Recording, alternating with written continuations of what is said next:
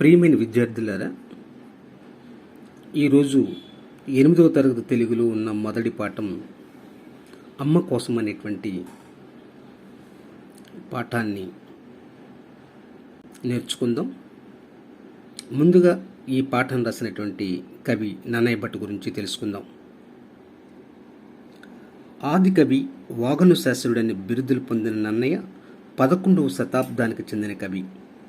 రాజమహేంద్రవరం రాజధానిగా ఆంధ్రదేశాన్ని పరిపాలించిన తూర్పు చాళుక్యరాజు రాజరాజ నరేంద్రుని ఆస్థానంలోని వాడు.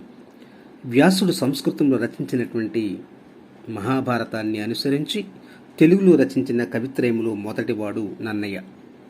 ఆంధ్ర శబ్ద చింతామణి అనే వ్యాకరణ గ్రంథం రచించిన తర్వాత భారతములో ఆది, సభాపర్వాలను, అరణ్య పర్వము, 4వ ఆశ్వాసములో 142 పద్యాల వరకు ఆంధ్రీకరించాడు.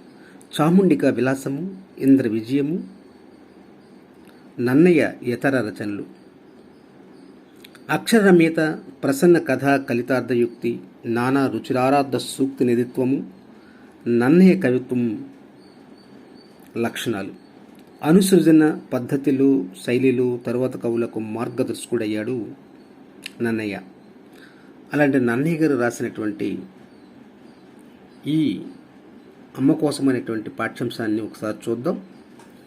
ముందుగా ఈ పాఠం యొక్క నేపథ్యం ఏంటో తెలుసుకుందాం.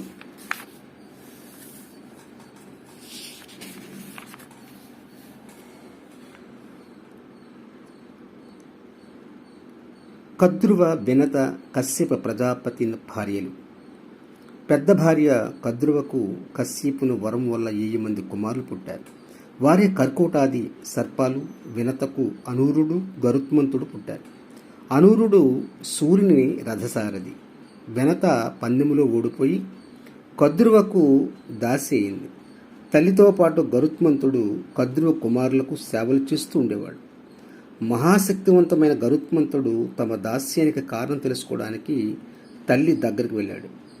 అంటే కశ్యప ప్రజాపతి అనేటువంటి ఒక రాజుకి 2 భార్యలు ఉండేవారు. అందులో మొదటి భార్య కద్రువ, రెండవ భార్య వినత. ఈ కద్రువకు 1000 మంది కుమారులు. వారే పాములు 1000 మంది సర్పాలుగా ఉండేవి.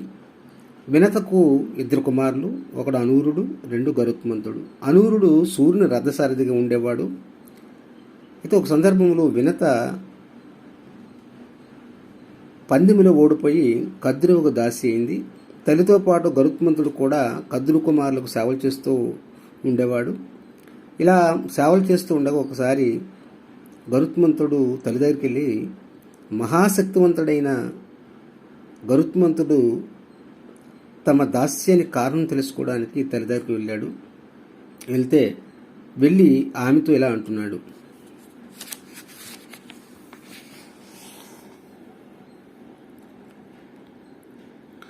ఆయత పక్షతుండహతిన్ అక్కుల శైలము లేలనుగ్గుగచేయు మహాబలంబును ప్రసిద్ధియున్ గలనాకున్ ఈ పనిన్ బాయక వీపునందబడు పాముల మోవన్ వారికిన్ పనులు సేయున్నేమి కారణము సెప్పుము దీన్ భయోరుహానన అంటే ఓ పద్మము అంటే ముఖము గల తల్లి, విశాలమైన రెక్కలతో, వాడినే ముక్కుతో కులపర్వతాలన్నింటినీ పిండి చేయగల గొప్ప బలం, కీర్తి గల నేను నీచమైన పాములను ఎల్లకాలం వీపు మీద మోయడానికి, వాటికి సేవలు చేయడానికి గల కారణం ఏంటో చెప్పు అని గరుత్మంతుడు తల్లైనటువంటి వినతతో అన్నాడు. వినత అప్పుడు ఎలా ఉంటుంది: తన సవతి అయిన కద్రువతో పందెములో తాను ఓడిపోయినందువల్ల కలిగిన దాసీతనాన్ని గురించి కొడుకుతో స్పష్టంగా చెప్పి ఇలా అన్నది: ఓ నీ కథనమున నా దాస్యము ప్రాకటముగా పాయునని నన్ పలు కెడలం చేకొని యోరడ నిర్గత శోకస్థితినున్న దానన్ చూబేకగేంద్ర అని అంటుంది. అంటే, ఓ పక్షి శ్రేష్ఠుడా, నీ కారణంగా నా దాసీతనం పోతుందని అనూరుడు చెప్పినటువంటి మాటలను మనస్సులో ఉంచుకొని సమాధానపడి దుఃఖం పోగొట్టుకొని ఉన్నాను. నా దుఃఖాన్ని పోగొట్టేటువంటి పరిస్థితి నీకే ఉంది నాయనా అని అంది. అప్పుడు ఇంకా ఇలా అంటూ, కొడుకులు సమర్థులైన తల్లిదండ్రుల ఇడుములు వాయిట ఎందునూ గలయది, కావున నీ ఎట్టి సత్పుత్రుడ బడసియు దాసినే ఉండుదన అన్న విని వైనతేయుడు అద్దయు దుఃఖితుడై ఒక్కనాడు కాద్రవీలకి ఇట్లనియే. అంటే కొడుకులు శక్తివంతులైతే తల్లిదండ్రుల కష్టాలు తొలగిపోవడం సహజమే కదా. కాబట్టి నీ వంటి యోగ్యుడైన కుమారుని పొంది నేను ఇంకా దాసిగానే ఉండాలా అని అనగా గరుడు దుఃఖించి కద్రూపుతులైనటువంటి పాములతో ఒకనాడు ఇలా అన్నాడు.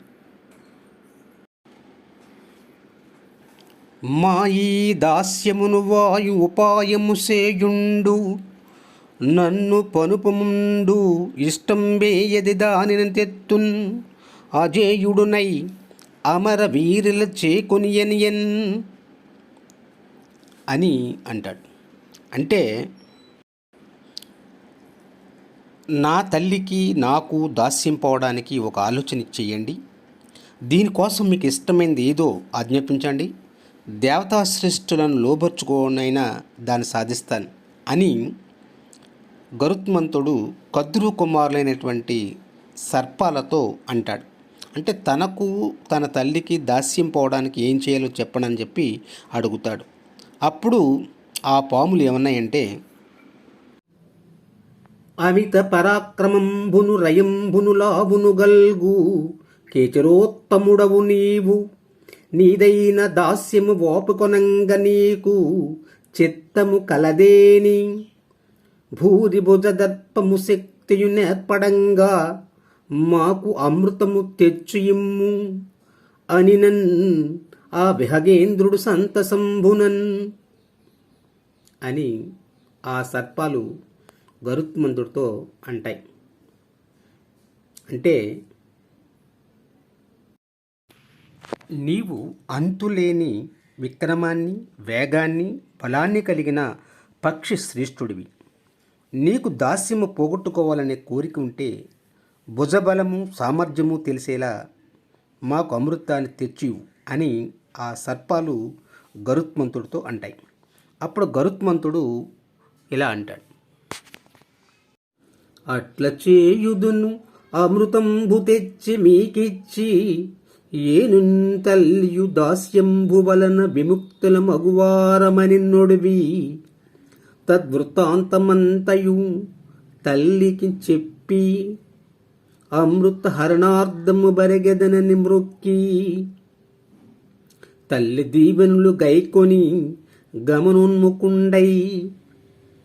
ఎప్పుడైతే సర్పాలు అమృతం తెచ్చిమ్మన్నాయో వెంటనే అతను ఇలా అన్నాడు. అట్ల చేయుదును అమృతంబు తెచ్చి మీకిచ్చి, అమృతం తెచ్చి మీకిచ్చి, నేను తల్లి దాస్యంబు వలన, నేను నా తల్లి కూడా దాస్యము నుంచి విముక్తులం అవుతాం అని చెప్పినట్లుగా ఆ వృత్తాంతాన్ని అంతటినీ కూడా తల్లికి చెప్పి అమృతం తాగడం కోసమని బయలుదేరుతూ తల్లి పాదాలకు నొక్కి దీవెనలు స్వీకరించి బయలుదేరాడు. ఇంకా ఏమన్నాడు చూద్దాం.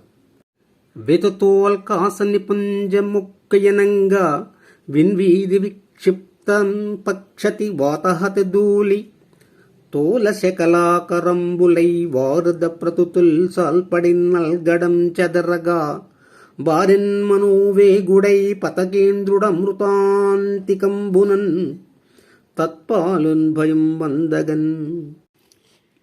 పక్షిరాజు మనోవేగంతో బయలుదేరాడు. అప్పుడు ఉల్కలాగా ప్రకాశిస్తున్నాడు. ఆకాశంలో కదులుతూ ఉన్నప్పుడు అతని రెక్కల గాలి వల్ల మేఘాలు దూది పింజలే చెదిరిపోతున్నాయి. అమృతాన్ని రక్షిస్తున్న వారు భయపడేటట్లుగా గరుత్మంతుడు మనోవేగంతో అమృతమున్న చోటికి చేరుకున్నాడు. అప్పుడు ఇంకా ఏమైందో చూద్దాం. అంత ఘోర వికార సన్నిహిత కోపముఖంబులు, దీప్త విద్యుత్ ఉల్కారున్న దారుణాక్షణములై నిజ దృష్టి విషాగ్ని అన్యులంచరగనీక ఏర్చుచు ప్రసిద్ధముగ అమృతంబు చుట్టూ రక్షారతినున్న ఉగ్ర భుజంగంబుల రెంటిని కాంచి చెచ్చెరన్. అక్కడ అమృతాన్ని రక్షిస్తున్నటువంటి రెండు పాములను చూసి ఒక్కసారిగా ఆశ్చర్యానికి గురయ్యాడు గరుత్మంతుడు. అమృతాన్ని రక్షిస్తున్న భయంకరమైన రెండు సర్పాలను గరుత్మంతుడు చూశాడు. అవి సమీపానికి ఎవరిని కూడా దగ్గరకు రానివ్వడం లేదు. వాటి ముఖాలు కోపాన్ని వెలగక్కుతున్నాయి. చూపులు విషమైన అగ్నిని చిమ్ముతూ ఉన్నాయి. అయ్యురగంబుల తన పక్ష రజోవృష్టి అందంబులను చేసి వాని శిరంబుల ద్రొక్కి పరాక్రమ్ము పెసగంగ అమృతంబుగొని గరుడుండు గగనంబునకెగసి ఉరగుల వద్దకు వచ్చి మరకత హరితంబైన కుశస్త రణంబును అమృత కలసంబు నిలిపి ఉరగులకు చూపి ఇట్లనియే. అంటే అర్థం ఏంటంటే, గరుత్మంతుడప్పుడు తన రెక్కల వల్ల రేగిన దుమ్ముతో వాటి కళ్ళు కనపడకుండా చేశాడు. వాటి తలలను తొక్కిపెట్టాడు. అమృతాన్ని తీసుకుని ఆకాశానికి ఎగిరిపోయాడు. కద్రువ కుమారుల దగ్గరకు వచ్చాడు. మరకత మనులుగా పచ్చగా ఉన్న దర్భల పరుపుపై అమృతం ఉన్న పాత్రను పెట్టాడు. దాన్ని పాములకు చూపించి ఈ విధంగా పలికాడు.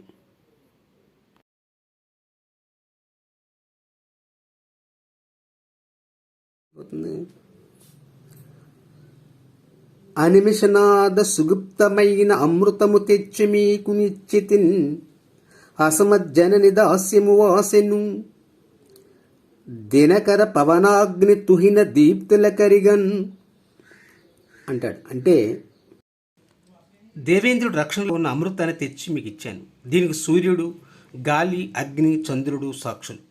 దీనితో నా తల్లి దాస్యం తొలగిపోయింది అన్నాడు గరుత్మంతుడు ఆ సర్పాలతో, ఆ కద్రుడు కుమారులైనటువంటి పాములతో అన్నాడు. ఈ విధంగా అమ్మ కోసం పాఠ్యంలో ఈ కథను మళ్ళీ ఒకసారి గుర్తు చేసుకుందాం. మళ్ళీ ఒకసారి చెప్తాను వినండి. పద్మముఖం గల తల్లి విశాలమైన రెక్కలతో వాడైన ముక్కుతో కులపర్వతాలన్నింటినీ కూడా పిండి చేయగల గొప్ప బలం, కీర్తి గల నేను నీచమైన పామును ఎల్లకాలం వీపు మీదకి మోయడానికి, వాటికి సేవలు చేయడానికి కారణం ఏంటమ్మా అని గరుత్మంతుడు తన తల్లి వినతని అడిగాడు. అప్పుడు వినత ఏమందంటే, తన సవతి అయిన కద్రువతో పందెంలో తాను ఓడిపోయినందువల్ల కలిగిన దాసీతనాన్ని గురించి కొడుకుతో స్పష్టంగా చెప్పి ఇలా అంది.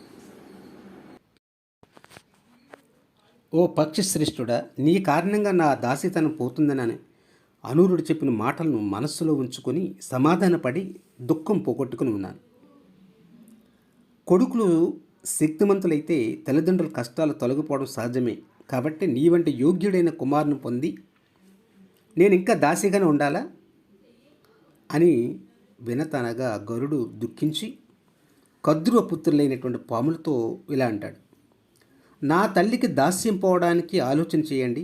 దీనికోసం మీకు ఇష్టమైనది ఏదో ఆజ్ఞాపించండి.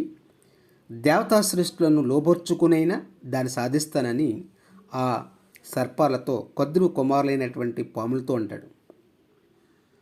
అప్పుడు ఆ పాములు ఏమంటాయంటే, నీవు అంతులేని విక్రమాన్ని, వేగాన్ని, బలాన్ని కలిగిన పక్షిశ్రేష్ఠుడివి. నీకు దాస్యం పోగొట్టుకోవాలనే కోరిక ఉంటే భుజబలం, సామర్థ్యం తెలిసేలా మాకు అమృతాన్ని తెచ్చి అంటాయి ఆ పాములు. అప్పుడు గరుత్మంతుడు సంతోషంతో ఇలా అన్నాడు, సరే అలాగే చేస్తాను. స్వర్గం నుంచి అమృతం తెచ్చి మీకు ఇచ్చి నేను మా తల్లి వినత దాస్యం నుంచి విముక్తి పొందుతాం అని పలికాడు. ఆ విషయమంతా తల్లికి చెప్పి అమృతం తేవడానికి వెళ్తున్నానని పలికి నమస్కరించి తల్లి ఆశీస్సులు పొంది వెళ్ళడానికి సిద్ధమయ్యాడు. ఆ పక్షిరాజు గరుత్మంతుడు మనోవేగంతో బయలుదేరాడు. అప్పుడు అతడు ఉల్కలాగా ప్రకాశిస్తున్నాడు. ఆకాశంలో కదులుతూ ఉన్నప్పుడు అతని రెక్కల గాలి వల్ల మేఘాలు దూది పింజలే చెదిరిపోతూ ఉన్నాయి. అమృతాన్ని రక్షిస్తున్న వారు భయపడేటట్లుగా గరుత్మంతుడు మనోవేగంతో అమృతమున్న చోటుకు చేరాడు. అప్పుడు అమృతాన్ని రక్షిస్తున్నటువంటి భయంకరమైన రెండు సర్పాలను గరుత్మంతుడు చూశాడు. అవి సమీపానికి ఎవరిని రానివ్వడం లేదు. వాటి ముఖాలు కోపాన్ని వెలగక్కుతున్నాయి. చూపులు విషమని అగ్నిని చిమ్ముతూ ఉన్నాయి. గరుడు తన రెక్కల వల్ల రేగిన దుమ్ముతో వాటి కళ్ళు కనపడకుండా చేశాడు. వాటి తలలను తొక్కిపెట్టాడు. అమృతాన్ని తీసుకుని ఆకాశానికి ఎగిరాడు. కద్రువ కుమారుల దగ్గరకు వచ్చాడు. మరకత మనులాగా పచ్చగా ఉన్న దర్భల పరుపుపై అమృతం ఉన్న పాత్రను పెట్టాడు. దాన్ని పాములకు చూపించి ఇట్లా పలికాడు: దేవేంద్రుడి రక్షణలో ఉన్న అమృతాన్ని తెచ్చి మీకు ఇచ్చాను. దీనికి సూర్యుడు, గాలి, అగ్ని, చంద్రుడు సాక్షులు. దీంతో నా తల్లి దాస్యం తొలగిపోయింది అని గరుత్మంతుడు కద్రువ కుమారులైనటువంటి ఆ సర్పాలతో చెప్పి తను తన తల్లిని దాస్యం నుంచి విముక్త పొందారు. ఇది దీనిలో ఉండేటువంటి ఈ కథ సారాంశం. అంటే ప్రయోజకుడైనటువంటి సమర్థుడైనటువంటి కొడుకు వల్ల తల్లిదండ్రుల కష్టాలు తొలగిపోతాయని చెప్పడమే ఈ పాఠం యొక్క ముఖ్య ఉద్దేశం, ఇందులో ఉన్న నీతి. మరి పిల్లలారా, చక్కగా ఈ కథ విన్నారు కదా. అమ్మా నాన్నలు జాగ్రత్తగా, అమ్మా నాన్నలకు కావాల్సినటువంటి మంచి పనులు చేస్తూ మీరందరూ ముందుకు వెళ్తారని ఆశిస్తున్నాను. తర్వాత భాగంలో దీనికి సంబంధించినటువంటి ప్రశ్నాంశాలు చూద్దాము. రేపటి తరగతిలో కలుసుకుందాం.